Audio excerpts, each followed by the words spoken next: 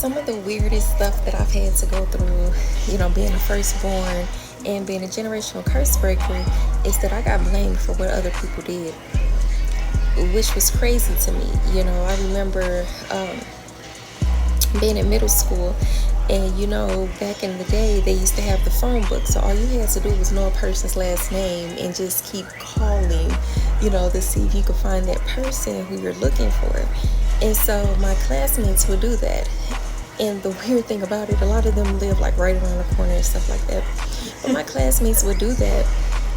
And then my so-called dad would answer the phone, and he's just ranting and raving, like hollering and screaming at these little boys. Like, mind you, we're in middle school, we're like 12, 13. And they were being very respectful. They called him Mr. Such and Such and all this and the third. And then it was just like, he would just get to hollering and screaming at them, cussing them out. Don't ever call my mother effing phone, and just weird stuff. It was just so weird. And so, I'm just standing there like shocked, like, well, where's this coming from? So then one of the young boys' mom ended up calling back. And so she ended up cussing him out, and as she should have, because that was very uncalled for, that was very unnecessary, it was very ignorant and immature. And so, he showed respect to the woman. He had no choice, because he didn't know that lady like that. And so he gets off the phone, he puts me on punishment. I'm like, what did I do? He was like, because you had these people calling the house. I said, no, I didn't have these people calling the house. They must have looked the number up in the phone book. No, you did it. You're the one that had them calling here, and you're on punishment. And I was like, for how long? I'm like, until I say so. I'm like, but I didn't do anything. That's one instance. Or when his daughter that he has with his wife, one of them, she would do something. I would be in my room, minding my business, reading a book, probably Goosebumps, because I love Goosebumps. I would be reading one of my books, then he would come in, you're on punishment. I'm like, what did I do? I just been back here reading. And he was like, because you should have been watching her. She's been doing this, she's been doing that. I said, but both of her parents are in the house. You all can't watch her? That's not our responsibility. You are the oldest and all this, then the third. I'm like, okay. So I get up, and I'm literally just following her around the house just to make sure she doesn't do nothing that I would get in trouble for. And then I said, you know what? I don't got time for this. She got both of her parents in the house. They could watch her. So I went back to go read in my book. He came in, you're on punishment. And you're on punishment until I say that you're no longer on punishment. I was like, I don't care. You wouldn't let me do anything. So then he got hip, because I didn't care. He got hip, and he started taking away my Goosebumps books. I loved reading Goosebumps. Goosebumps was my happy place. He started taking those books away from me. And I asked him why. I said, why can't I read my books? He said, because you don't need to read books with pictures in them. I'm in middle school. I said, pictures? I said, there's no pictures in here. He said, yes, it is. I can tell. I said, have you looked through a Goosebump book? There's no pictures in these books. And he's steady trying to argue with me. He hasn't even picked up a book, hasn't even looked. You don't even know who Goosebumps is. Shout out to R.L. Stein. But my stepmother was like, yeah, there's no pictures in here. He's like, well, you don't need to be reading those books. You need to read other stuff. For me, Goosebumps was, not only did I love reading Goosebump books, but I also loved watching the show. And that was, for me, like my generation's Stephen King, in a sense. So I loved reading that. But for him to take that away from me, you know what I'm saying? So there's that. I remember when I did get kicked out of school at 15, I was so happy. I was so relieved, because again, as I stated in a previous video, I used to have to get up at 2, 3 o'clock in the morning just to, mentally prepare myself for this commute, for this 2-hour commute. And so when I got kicked out, because they learned that I didn't live in the district, which I didn't, and the school that was literally right down the street from my mom's house, she didn't want me going to. Like, it was weird. But anyway, so I got kicked out. I was super happy to be going back to my mom's house, and I was just like, oh my gosh, I felt like I could breathe.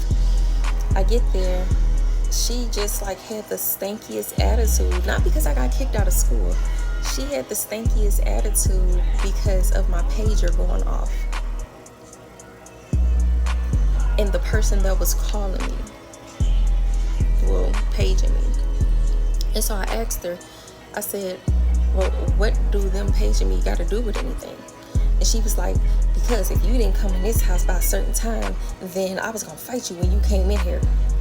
I'm like, for what? Like, what would you fight me for? Because they're paging me? Like, that was just the strangest stuff to me. And so I asked her, I said, why do I have to control what other people do? Like, that's not my problem. I cannot stop or control what somebody else is choosing to do. It's like they kept blaming me for what other people would do. And she, for some odd reason, thought that I told him. How? I had no food. I had no money except to take the bus there and take the bus back. When did I have time to call a person and say, hey, I got kicked out of school and yeah, we should go hang out? I wasn't even thinking about that person. Like, I feel like with this particular person that she was referring to, she was forcing this person in my life. Like, I was not checking for this guy like that. And she just kept forcing him into my life. Like, she was making him more relevant than he actually was for me. He was not relevant for me. She was making him more relevant in my life. And I'm just like, what is her obsession with this guy? You know what I'm saying? It's like, it was very strange. And then there was an incident where anytime, I remember this one particular year where I didn't get anything for Christmas except one thing. You know, my so-called dad's children with his wife, they got a whole living room full of toys. I mean, the toys went from the front room to the dining room. And all I got was one thing, even though it was the one thing that I asked for. But he told me because of the stuff that my younger siblings did, I didn't get any gifts. And I said, so why would they not get punished for what they did? Why would I get punished for something that they did? And his response was, well, you should have been watching them. I should have been watching his children when him and his wife were in the house. That house wasn't that big. That house was so small. Like, when I tell you that it was small, it was, you know what I'm saying? And so I wouldn't get anything. Well, I didn't get anything for Christmas except the one thing that I asked for. And they told me I could talk on the phone for 15 minutes a day. That was my Christmas gift. So I said all that to say that it just really was very interesting to me that people would always blame me for the things that other people did when I have no, like, for people to think that I can control what other people do.